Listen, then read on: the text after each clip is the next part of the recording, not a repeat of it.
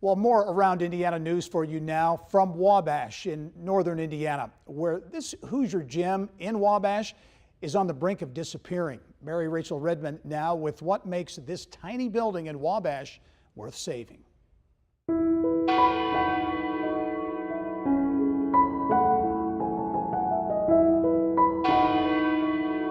March 31st, 1880. Wabash, Indiana at the peak of global innovation. The tiny town of then 2000 beating out Thomas Edison to become the first electrified city in the world. That flash of light symbolic of what was then the height of the Industrial Revolution. Wabash, a maven of manufacturing and recycling. Today, the Sposeep & Sons building stands as an enduring symbol of a bygone era. It was built of native limestone, heavy, solid building, and it was originally built by the Simon Cook family. Built in 1890, the scrap metal and junkyard business run by the Cook family collected a lot more than just junk. They bought rags, they bought furs, any metal object that people wanted to get rid of, they would buy. A lot of the old metals were taken up and made into steel, up in the steel mills towards Gary and Chicago. So a lot of the metal that came in here from all over, they would sort it and process it here and truck it.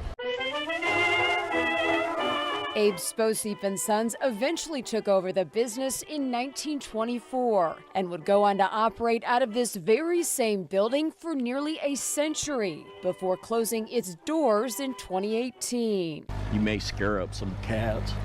Walking through the front door, like opening a life-size time capsule, chocked full of original machinery and bundled paper trails of the people who came before. You'll be able to see all the old wood and beams. And then this was an old baler. And then this is an old interior scale that they had also. These weights, part of the original elevator that was built 134 years ago. Think about that.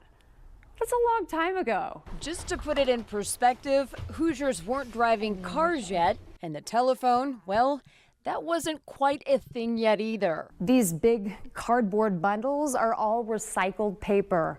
And oh, the stories they could tell. I'm looking at a former Wabash clothing company from the 1940s. Here's a ledger from a former farmer that lived here in Wabash. Milk, they spent $18.99 total for the year in 1942. History, fascinating. You don't see any holes in the walls themselves. Anything's possible. And at a time when it seemingly feels like small-town communities are struggling to survive, Wabash, Indiana is thriving. Their secret? The Eagles Theater, yeah, started out as one of the original vaudeville theaters in Wabash. Putting historic preservation at the heart of the city's economic development strategy. So you look at a building like Sposeep & Sons, and there's a lot left to be desired. There's definitely good bones to work with, right? Absolutely, absolutely. But down here in the cultural district, in downtown Wabash, it's amazing. It is. This is a true testament what revitalization can happen and what it can do to transform a community. Investing in these old buildings is preserving a part of our history and our culture and who we are as a people. This is a great testament that what can be done if you dream big. Downtowns like this are an indicator to investors on how well we take care of our community. These are expensive to take on, these properties. And so this tells you the quality of life and place. Wabash historian Ron Woodward argues saving pieces of these old buildings also leaves a tangible legacy that people can feel even today, generations later. Somebody coming in may look at it and see, okay, there's a layer of white paint and it's old brick. To me, that tells a story. See how pink it is? That's brick that was made locally. That connects me to the past. You know, my grandpappy might have been a bricklayer. We like old buildings because we can touch them, we can feel, we can identify with them. They bring back memories to us. But efforts to preserve the historic Sposeep & Sons building face significant challenges, from structural repairs In the back corner over here is collapsing. to a hefty price tag. Have you had interest We've had a few people look at it and trying to get the money, to renovate it and get it in? get it to code, Yeah. 2 to 3 million. We want to keep our history. We want to keep and repurpose the buildings that we have. The Sposeep building, the sign says it all. Recycling today to preserve tomorrow. That's what you're seeing. By saving that building, we're saving a natural resource building out of limestone. The structure has a really great story to tell.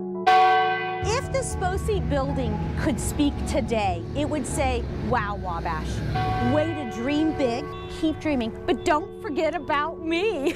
I have a purpose too, don't forget about me. And it could be something grand.